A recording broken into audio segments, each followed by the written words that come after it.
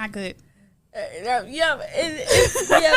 good. You know, sometimes I could be one of those people that'll just leave it where it is because I don't really know what to say and I don't know how to go about it. So it's a lot easier for me to just let go of it.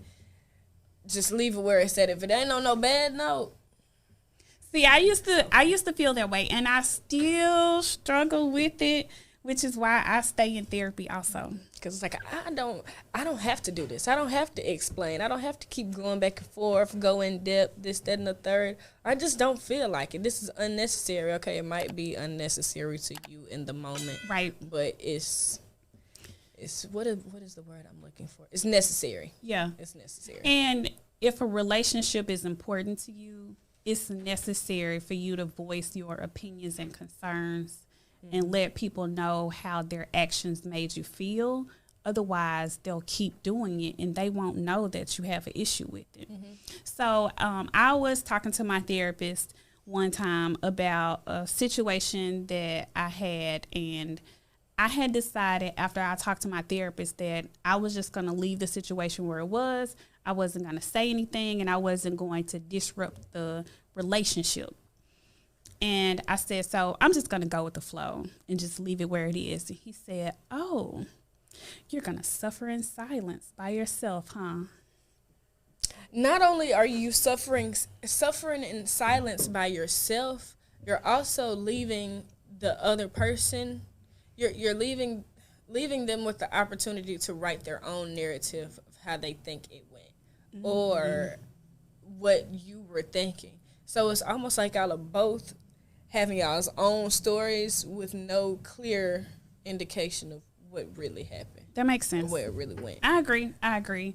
But what I found is even with like a squeaky voice and a heart that's beating really fast and maybe even like a little sweat under my arms because I don't want to hurt the other person's feelings. What if they don't want to be my friend anymore? Or relationship-wise, what if they break up with you? Or if it's my mom, what if she doesn't help me with whatever she had said she was going to help me with? If I speak up and I say something, then can I handle the worst-case scenario? And usually the answer is yes, you can handle worst-case scenario. And most of the time, worst-case scenario hardly ever happens. In your head. So we've had this panic attack. We've been up for 7 nights, worried about how things are going to turn out because we do that future projections that we have no control over versus just trusting the process, but also having the conversation so that you can have clarity and insight about what to do next. But then you got to figure out, how do I feel right now? Yeah. Not only do you have to figure out how you feel, it's almost like instead of avoiding it and going ahead and dealing with it, what's supposed to happen is going to happen anyways. True. Very true. Sometimes Chelsea be my therapist. I'm like, Chelsea, what you think about this? Because it helps to have somebody else on the outside of you who is not as invested in the situation to help you process it from a different perspective. Yeah. So when my therapist said, oh, you're just going to suffer in silence, and he said, how often do you do that? A lot. All the time. First of all, none of your business. Every situation, sir. I just cut people off. You're like, wait, we're not friends anymore? I haven't been friends with you for 7 years. Because I cut you off 7 years ago. And then I can't remember why I did it. Like, I don't know. Why did we break up? But having the courage and having an accountability person and a therapist to challenge me to have those difficult conversations has really freed up a lot of mental space. Letting it be. Just saying, I was just wondering, I'm feeling X, Y, and Z about this situation, and can you help me understand your side or your view? And sometimes it's just a misunderstanding. Sometimes it's just it wasn't what you thought it was, and you have allowed your anxiety to create this whole story, and really it was just this little thing right here. Yeah, I see your face. Red Cup Fridays. That's me. My bad. Yeah. Wait, what are we cheersing to? We're cheersing to Red Cup Fridays. Okay, all right, that's fine. Yeah. Mm-hmm. Because you're what do we have in our cup? We have we getting ready to say the same thing. I was going to say, can we tell them what we got in our cup? What are we drinking? Disbelief tequila with a peppermint. Her idea. The peppermint was my idea. Yeah.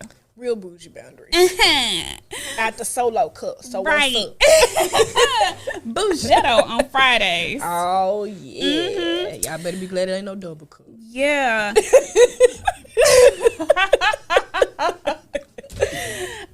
And for the record, Chelsea is over 21. Don't tell them how old I am. I won't tell them how old you are. But you're old enough. Just know that. Okay. Do you have any questions about boundaries? Expectations. What age were you comfortable enough to express your bougie boundaries or start practicing your bougie boundaries? Really, in the past 5-6 years, I've gotten better at it. And the reason is because if I don't get those conversations out, they show up as anxiety in my body. They show up as anxiety as acne, back pain, constipation, night sweats. They show up, and you don't even realize that it's your thoughts that are making you sick. Mm-hmm. And so if your thoughts can make you sick, your thoughts can make you well. And those thoughts, our thoughts are energy, and they need a place to go. Yeah. So having the conversation is really, it has to happen. It has to. And you can have conversations with people that aren't even here anymore. Mm-hmm. You can have a conversation with them in therapy. You can have a conversation with them out loud.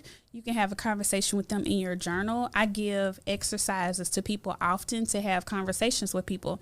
In my journal, I done talk to all of y'all. If you've made me mad, my journal is like, girl, come on, tell me about them. I've cussed you out of my journal.